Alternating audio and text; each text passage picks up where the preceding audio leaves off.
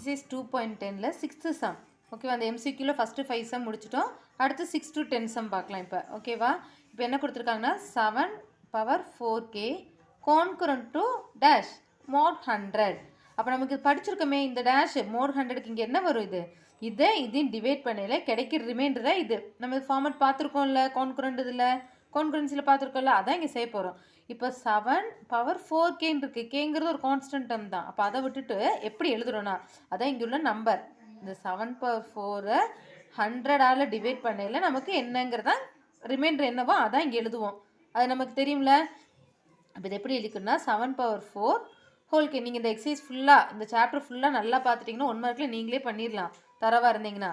அப்போ 7 power 4 whole power K separate எடுத்துக்கலாம். Congruent mod 100. 7 power 4னா என்ன அர்த்தம்? 7 into 7 into 7 into 7 4 times 7 multiply பண்ணணும்.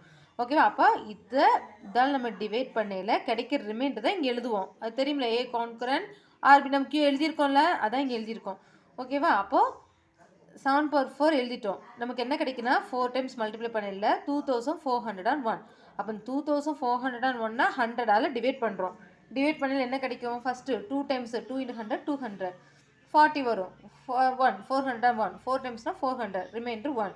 அப்போ இங்கே என்ன தான் வருது? ரிமைண்டர் 1. அதான் ஆன்சர். அப்போ அது என்ன ஆப்ஷன்னா ஏங்கிற ஆப்ஷனில் தான் 1ன்னு கொடுத்துருந்தாங்க. ஸோ இதான் ஆன்சர். ஓகே தானே? டவுட் இல்லைல்ல? ஓகே.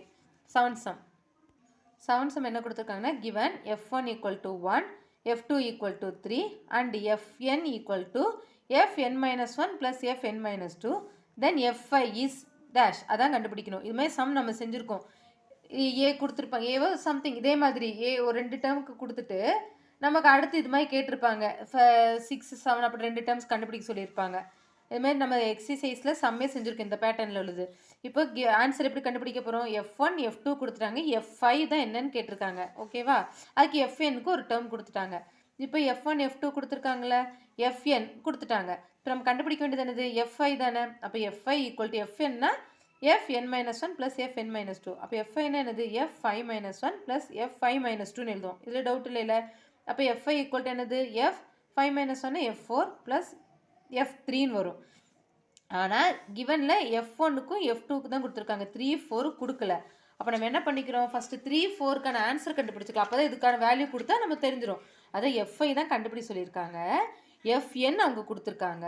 அப்போ என்னக்கு பாரு 5 வச்சோம்னா f5 கிடைக்கும்.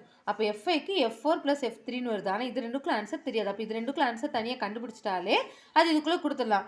இப்போ f3ன்னு என்ன பண்ணால் போதும்? என்னக்கு பாரு 3 வச்சு செஞ்சால் போதும். f3 minus 1 plus f3 minus 2. 3 minus 1 f2 plus f1. f2க்கு 1க்கு ஆன்சர் இங்கே இருக்குது. 3 plus 1 4. f3 கிடச்சிருச்சு. அடுத்து f4னா என்னது? f4 minus 1 plus f4 minus 2. 4 minus 1னா f3 plus f2. f3னா இப்போ நம்ம கண்டுபிடிச்சது 4 plus f2னா கிவன்லேயே கொடுத்துருக்காங்க. என்னென்னு 3 கொடுத்துருக்காங்க. இப்போ 4 plus 3னா எவ்வளோ? 7. அப்போ f3 கண்டுபிடிச்சிட்டு f4 கண்டுபிடிச்சிடும். அப்போ f5 கண்டுபிடிக்கிறதுக்கு என்னது? அது ரெண்டையும் ஆட் பண்ணால் போதும். 4 plus 7 எவ்வளோ? 11. அப்போ நமக்கு டிங்கிற ஆப்ஷன் தான் 11 கொடுத்துருந்தாங்க. ஓகேவா.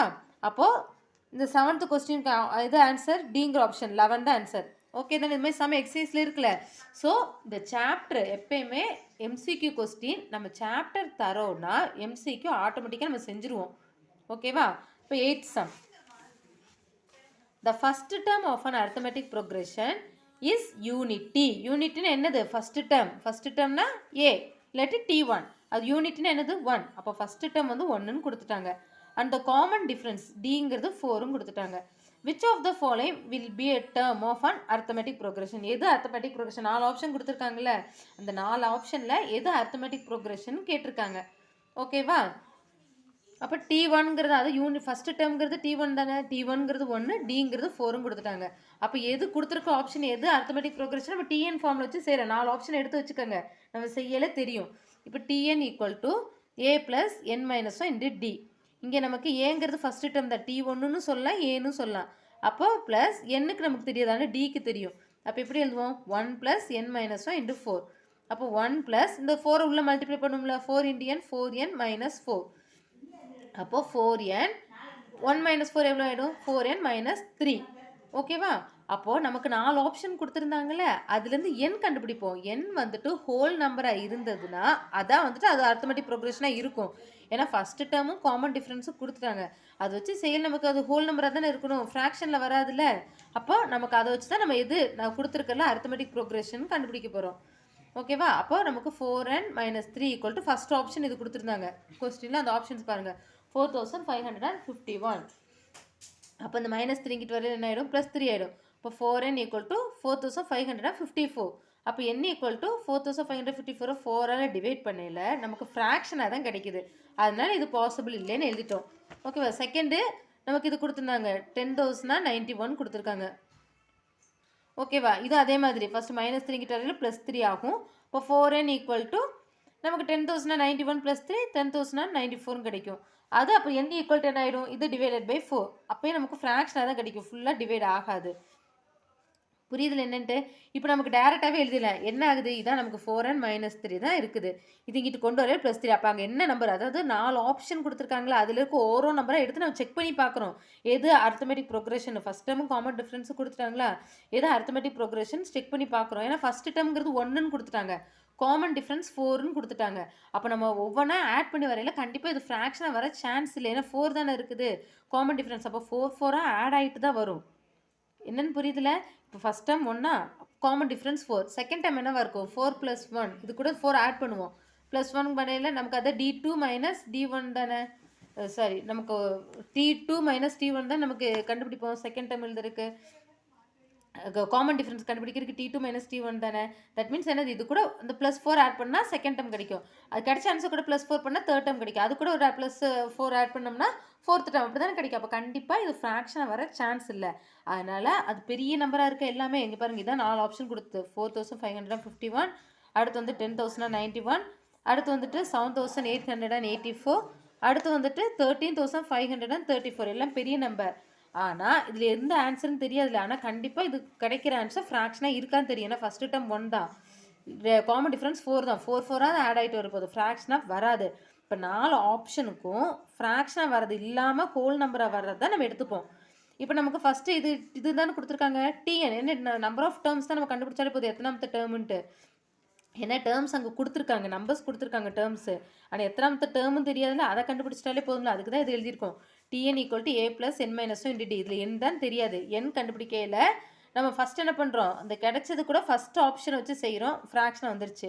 செகண்ட் ஆப்ஷன் வச்சு செய்கிறோம், ஃப்ராக்ஷன் வருது. தேர்ட் ஆப்ஷன் அது எப்படின்னு தெரிஞ்சிருச்சு, இப்படி ஃபுல்லாலாம் செய்யணும்னு இல்லை, உங்களுக்கு புரியுறதுக்காக இப்படி செஞ்சுருக்கேன். டேரெக்டாக எப்படி செய்யலாம், நமக்கு தான் இப்படி கிடச்சிருச்சு. அப்போ என்ன நம்பர் இருக்கோ அது இங்கிட்டு வரையில் +3 ஆகிடுமா. அப்போ இருக்கிற நம்பர் கூட 3 ஆட் பண்ணிவிட்டு அது கூட 4ஆல் டிவைட் பண்ணால் போதும். டேரெக்டாக இங்கே நான் எழுதியிருக்கேன். அடுத்து இப்படி தான் செய்யணும். அங்கே இருந்தது நமக்கு வந்துட்டு என்னவா இருந்துச்சுன்னா 7,881 இருந்துச்சு. நமக்கு தான் என்ன தானே கண்டுபிடிக்கணும். அப்போ அந்த 3 இங்கிட்டு வரையில் 4 ஆகிடும், 84 ஆகிடும். 4ஆல் டிவைட் பண்ணுறோம், இது ஹோல் நம்பராக கிடச்சிருக்குது. அடுத்த ஆப்ஷன் கண்டுபிடிச்சிக்கலாம். n = அங்கே இருந்தது 31 இருந்தது, அந்த 3 ஆட் பண்ணல 34 ஆகிடுச்சு. அது 4ஆல் டிவைட் பண்ணுறோம், இது ஃப்ராக்ஷனாக தான் வந்திருக்குது. ஸோ இது வந்துட்டு பாசிபிள். அப்போ எதான் ஆப்ஷனு, தேர்ட் தான் ஆப்ஷன். n = 7,881. இது 4ங்கிறது ஆட் பண்ணி கிடச்சிது, 81 தான் ஆன்சராக இருக்கும், சிங்கிற ஆப்ஷன். இப்போ புரிஞ்சதில் இப்போ டவுட் இல்லையே, கொஸ்டின் கிளியர் ஆச்சுன்னு போதும். ஃபஸ்ட்டு டேர்ம் யூனிட்டின்னு கொடுத்துட்டாங்க, காமன் டிஃப்ரென்ஸ் 4ம் கொடுத்துட்டாங்க. அப்போ அங்கே கொடுத்துருக்கறதுல எது அரித்மெட்டிக் ப்ரோக்ரெஷன் கேட்குறாங்க. அரித்மெட்டிக் ப்ரோக்ரெஷன் நமக்கு TN என்ன கண்டுபிடிச்சி நான் கொடுத்துருக்கிறது எது நம்பர் ஆஃப் டேர்ம்ஸ், எத்தனாமத்த டேர்ம் அதுன்னு தெரிஞ்சுட்டா போதும். அப்போ 4 ஆப்ஷன் கொடுத்துருக்காங்க, அப்போ ஒவ்வொன்றும் செக் பண்ணி பார்க்கணும். கண்டிப்பாக இது ஃப்ராக்ஷனாக வராது. அப்போ ஆப்ஷனில் நமக்கு கரெக்ட் ஆன்சர் தவிர மற்றெல்லாம் ஃப்ராக்ஷனாக வர மாதிரி தான் கொடுத்துருப்பாங்க. இப்போ மற்றெல்லாம் ஃப்ராக்ஷன் வந்திருக்கு, சிங்கிறதா ஹோல் நம்பராக வந்திருக்கு. ஸோ இதான் அதான் என்னங்கிறது நமக்கு என்ன கிடச்சிருக்குன்னா 1971. அதான் ஃபஸ்ட்டு டேர்ம் 1 இருக்கா, 4 ஆட் பண்ணி எழுதுவோமா, அப்படியே எழுதையில் 7,881 எப்போ கிடைக்குன்னா 1971 டேர்ம் தான் இந்த ஆன்சராக இருந்திருக்கும். ஓகேவா? அதான் n = இது கிடச்சிருக்குதா 1971. இப்போ 1971 டேர்ம் தான் வந்துட்டு, அதாவது ஃபஸ்ட்டு 1 இருக்கா, செகண்ட் டைம் என்ன இருக்கும், +4 ஆட் பண்ணையில் 5, அடுத்து +4 ஆட் பண்ண 9, இப்படியே எழுதுவோமா. இப்படியே எழுதையில் இந்த 1881 எப்போ வரும்னா 1971 டேர்மாக தான் இது இருக்கும். ஏன்னா 4 தான் ஆட் பண்ணுறோம், ஃபஸ்ட் நம்பர் 1 தான். அப்போ இவ்வளோ டேர்ம்ஸ் வந்தால் தான் இது கிடைக்குது. அப்போ என்னங்கிறது புரிஞ்சில, தேர்ட் தான் ஆப்ஷன் கரெக்டு. 8 சம் முடிஞ்சு.